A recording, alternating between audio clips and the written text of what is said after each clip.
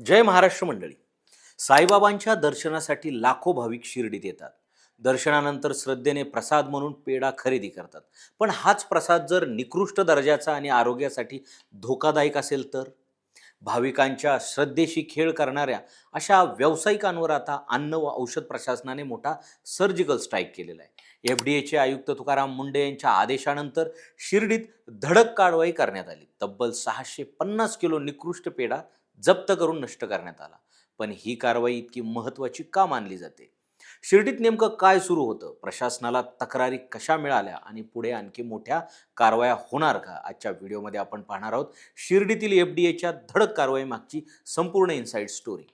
नमस्कार मंडळी, मी पी के भांडवलकर आणि तुम्ही पाहत आहात सत्ता मंच. बातमी नव्हे तर बातमी मागचं विश्लेषण. मंडळी चला तर मग मुद्देसूद पाहूया नेमकं काय घडलं होतं.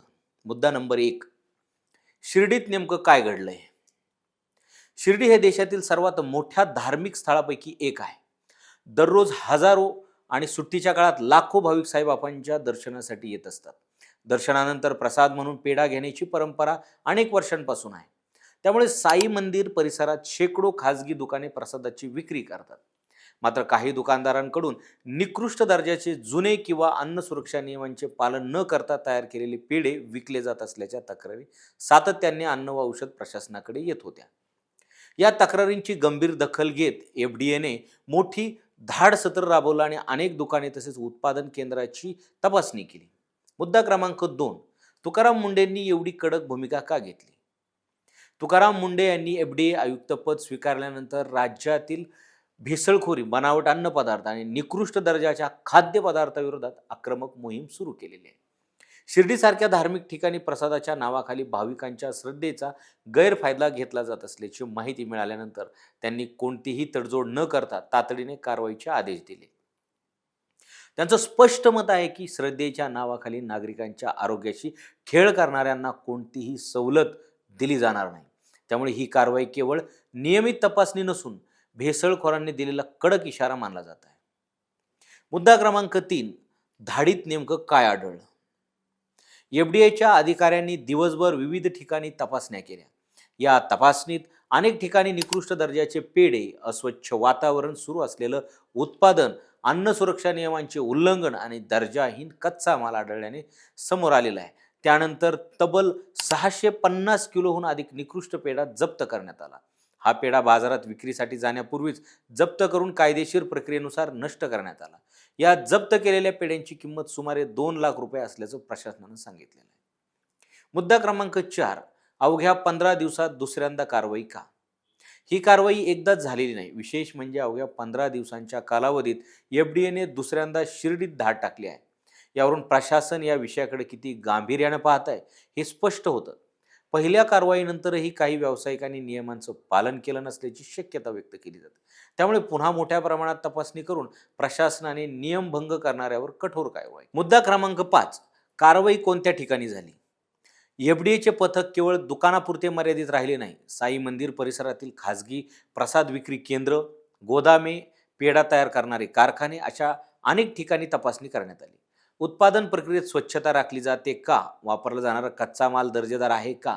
परवाने वैध आहेत का? आणि अन्न सुरक्षा नियमांचं पालन होते का? याची सखोल पडताळणी करण्यात आली. मुद्दा क्रमांक 6, भाविकांच्या आरोग्यासाठी ही कारवाई किती महत्त्वाची होती? प्रसाद हा प्रत्येक भाविकासाठी श्रद्धेचा विषय असतो. अनेक जण तो स्वतः खातात आणि नातेवाईकांसाठी घेऊन जातात. अशा परिस्थितीत निकृष्ट दर्जाचा किंवा भेसळयुक्त प्रसाद विकला गेला तर त्याचे गंभीर आरोग्यविषयक परिणाम होऊ शकतात. विशेषतः लहान मुले, ज्येष्ठ नागरिक आणि आजारी व्यक्तींना अशा अन्नांमुळे अन्नविषबाधा किंवा इतर आरोग्य समस्या उद्भवू शकतात. त्यामुळे एफडीएची ही कारवाई केवळ कायद्याची अंमलबजावणी नसून लाखो भाविकांच्या आरोग्याच्या संरक्षणासाठी उचललेलं महत्त्वाचं पाऊल मानलं जात आहे.